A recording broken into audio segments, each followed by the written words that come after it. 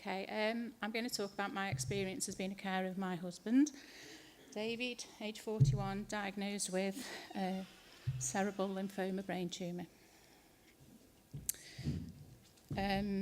2007, we'd been married for 14 years, 3 children, who at that time were age 12, 7 and 1.5. David himself had worked all his life from school, very keen on sport, spectator and participating himself, mainly around football and cycling.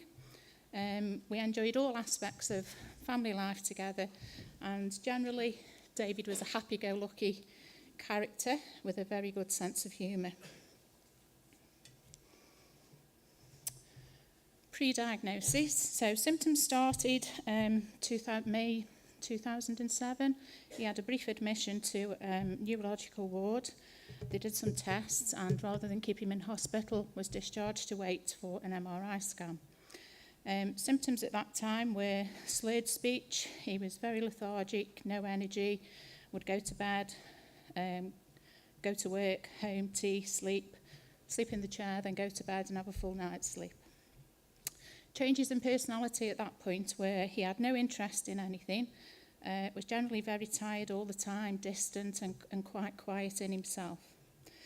The scan that we waited for MRI scan was in August 2007.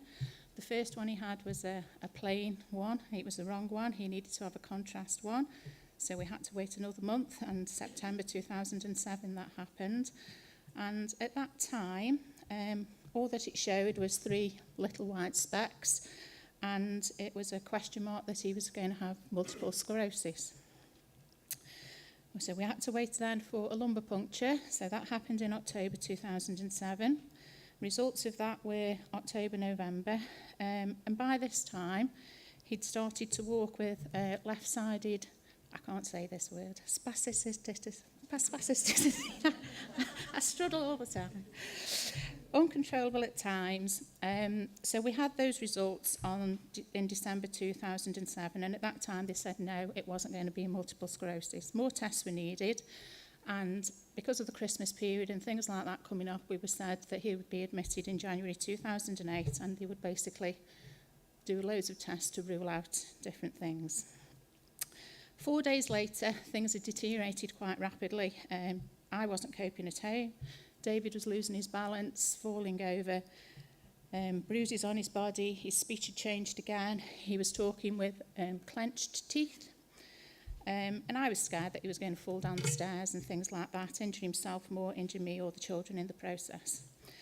Luckily, I had managed to build up quite a good relationship with one of the neurology SHOs, and she arranged for him to be admitted that night to hospital.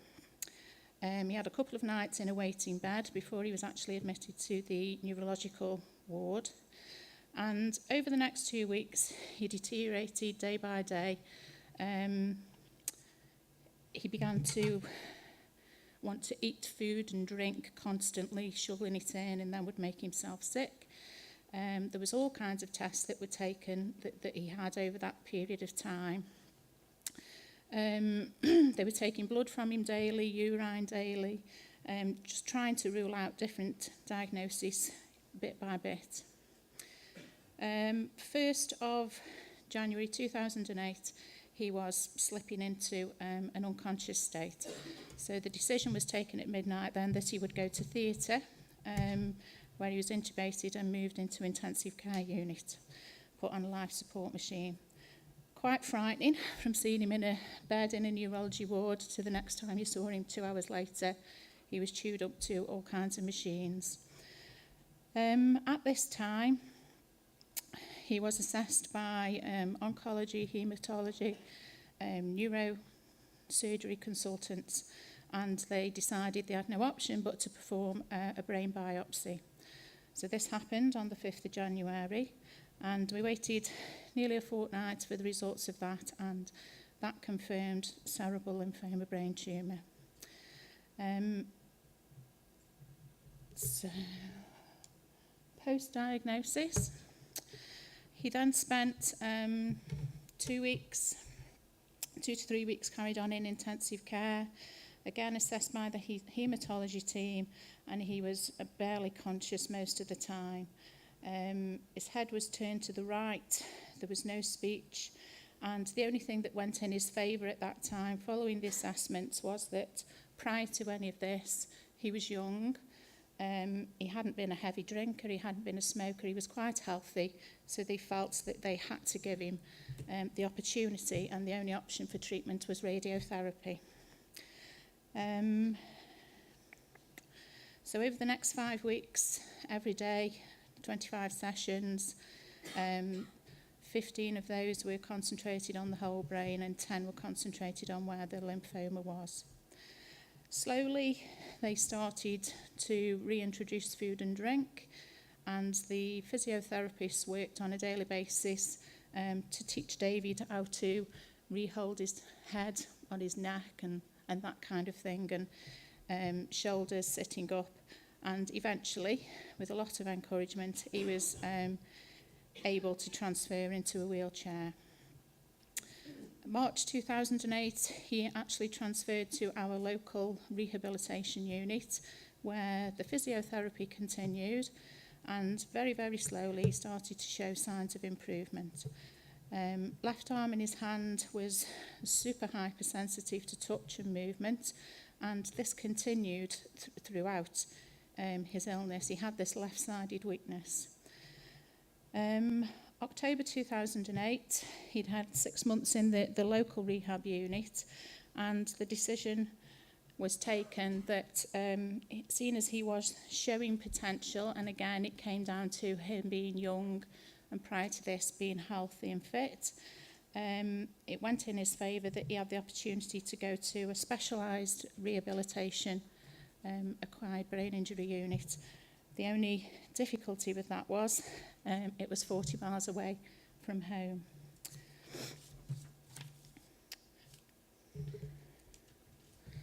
So some of his behavioural changes. David was unable to initiate anything. The risk of him attempting to stand up with no one around was very low, and he would not know to initiate the task to do that. He didn't recognise when he was hungry or thirsty. He was able to use cutlery to feed himself and hold a cup, but meal times became a nightmare, and it's almost like from being his pre-diagnosis when he was shoveling food and drink in and couldn't get enough of it, it was the total opposite, in that you had to encourage him to take every mouthful of food and drink and all that kind of thing. We actually learned that it was better if he was left with just one person. There was no television on, no radio, no distractions, nothing, just to get him to eat his food. And that would generally take 30 to 60 minutes. There's many a time when he'd fall asleep, actually, while she was going through that process. And we quickly realised that rest and sleep had to be built in to his daily routine to enable him to take part in daily life as best we could. So, past memories were fine. Am I a slide behind? Past memories were fine. Anything pre the injury and things like that, he didn't have a problem with. Things that had happened during his illness, he always had to be reminded, or he would make... there was a certain instance when he asked somebody how their husband was, and that person's husband had died and things like that, and he hadn't been able to retain that information. So events since the illness became very muddled.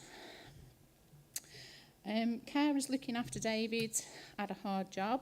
It was not just about his general care. They also had to think of things to do with him to keep him entertained, and things to do throughout the day and things, and trying to get him to engage in daily life and daily activities. Once David came home, which was actually April 2010, from the acquired brain injury unit in Stockport, once he came home, there was very little follow-up or anything arranged locally and things like that. We arranged ourselves that he went to our local headway group twice a week, It wasn't a quick process, so it took some time to organise, but the carers would attend there with him, or if I was around, then I would attend and things like that. So emotionally, initially we went through a stage where he was extremely tearful. Sometimes the tears were appropriate, and then other times it would, because, times when it was appropriate was when he missed home and he missed the children and he missed me and things like that. But sometimes he would get upset watching a cartoon or a TV soap, or the simplest of things would cause him to be really quite sobbing. So that was hard to deal with at times. He himself never accepted the diagnosis, never accepted the fact that he was in a wheelchair. And he had no recollection at all of what he'd been through during the time when he was really, really poorly over the Christmas. Even the Christmas before he passed away, he was actually asking for a new bicycle for Christmas, and that was a totally unrealistic thing that would ever happen at that time. He really never accepted the loss of our previous lifestyle, and would regularly talk as if it's something that we would all have back again one day. So, home. Throughout all of this, it was my choice to continue to work, and it took me about 18 months from when David was diagnosed to actually recognise that I would never have my husband back as to how he had been before. And that wasn't something that anybody had told me or explained to me. That was from my own sort of research of looking into these things and things. There's limited information out there, or support groups for people going through cerebral lymphoma, and I think that's a national picture. That's not nothing that's local to us here. So support initially, I mean, my parents were absolutely invaluable to me. For the first 3 months that David was in hospital, they fed and watered me, my children, and looked after us all and everything, and I was hardly ever at home. I was at the hospital a lot of the time. And as I've said already, I chose to work, and that became my lifeline, really. My own survival, and I made the decision on an unknown prognosis. Nobody could tell you how long David was going to be here. I knew that at any point the cerebral lymphoma could become active again and things could start to deteriorate very rapidly. And for me personally, I just felt I needed to keep life as normal as possible for the children. Work, as you know, I work for North Staff's Combined Healthcare, and they were very supportive throughout. I never had an issue or anything from them. So we come to April 2010 when David returned home.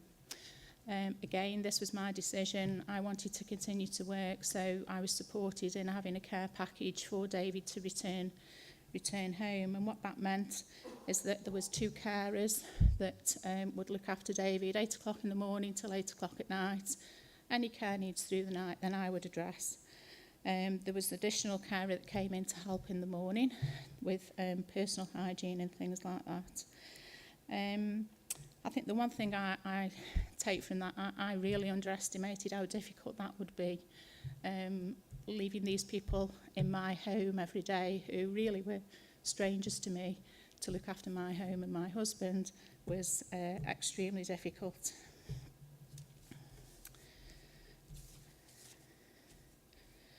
November 2010, we attended a routine oncology appointment with the oncologist, and this, while we were there, actually included a discussion about the future and the possibility of the lymphoma becoming active again.